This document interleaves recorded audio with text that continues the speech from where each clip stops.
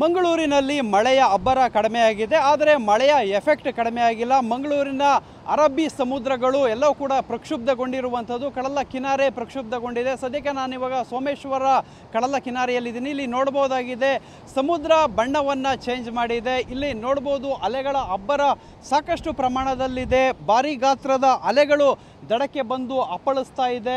So ಈ ಒಂದು ಸಮುದ್ರದ ದಡವನ್ನು ನೋಡ್ಬೋದಾಗಿದೆ. ಸೊ ಇಲ್ಲಿ ಆ ಒಂದು ಅಲೆಗಳು ಯಾವ ರೀತಿ ಬರ್ತಾ ಇದೆ ಅಂತ ಹೇಳಿದರೆ, ಭಾರೀ ಗಾತ್ರದ ಅಲೆಗಳು ದಡಕ್ಕೆ ಬಂದು ಸಂಪೂರ್ಣವಾಗಿ ಏನು ಆ ಒಂದು ದಡದ ಕಡಲ ತಟ ಏನಿದೆ ಆ ಒಂದು ಕಡಲ ಕಿನಾರೆಗೆ ಈ ಒಂದು ಅಲೆಗಳು ಬಂದು ಅಪ್ಪಳಿಸ್ತಾ ಇರುವಂಥದ್ದು. ಈ ಒಂದು ಅಲೆಗಳ ಅಪ್ಪಳಿಸುವಿಕೆ ಹೆಚ್ಚಾಗಿರುವ ದೃಶ್ಯ ಒಂದು ಕಡೆ ಆದರೆ, ಇನ್ನೊಂದು ಕಡೆ ಬಣ್ಣ ಬದಲಿಸಿರುವಂತಹ ಸಮುದ್ರವನ್ನು ನಾವು ನೋಡ್ಬೋದಾಗಿದೆ. ಆರಂಭಿಕ ಹಂತದಲ್ಲಿ ಸಂಪೂರ್ಣವಾಗಿ ಕಡುಗಂದು ಬಣ್ಣದಲ್ಲಿ ಈ ಒಂದು ಸಮುದ್ರ ತನ್ನ ಬಣ್ಣವನ್ನು ಬದಲಾಯಿಸಿರುವಂಥದ್ದು.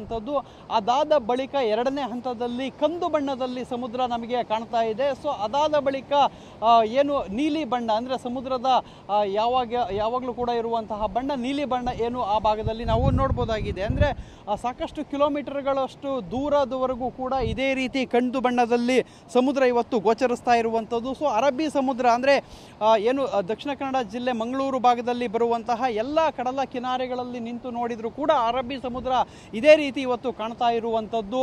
ಸೊ ಇಲ್ಲಿ ಪ್ರಮುಖವಾಗಿ ಈ ಒಂದು ಬಣ್ಣ ಚೇಂಜ್ ಆಗೋದಕ್ಕೆ ಕಾರಣ ಏನಂತ ಹೇಳಿದರೆ, ಏನು ಕರಾವಳಿ ಮತ್ತು ಮಲೆನಾಡು ಭಾಗದಲ್ಲಿ ಕಳೆದ 3-4 ದಿನಗಳಿಂದ ಭಾರಿ ಪ್ರಮಾಣದಲ್ಲಿ ಮಳೆ ಬೀಳ್ತಾ ಇದೆ. ಸೊ ಅದರ ನೀರು ನದಿಗೆ ಸೇರ್ತಾ ಇರುವಂಥದ್ದು. ನೀರು ನದಿಗೆ ಸೇರಿರುವಂಥದ್ದು ಅಂದರೆ ಮಣ್ಣು ಮಿಶ್ರಿತ ನೀರು ನದಿಗೆ ಸೇರುತ್ತೆ. ಸೊ ಆ ನೀರು ಸಮುದ್ರಕ್ಕೆ ಸೇರೋದ್ರಿಂದ ಈ ರೀತಿ ಸಮುದ್ರದ ಬಣ್ಣ ಬದಲಾಗಿದೆ.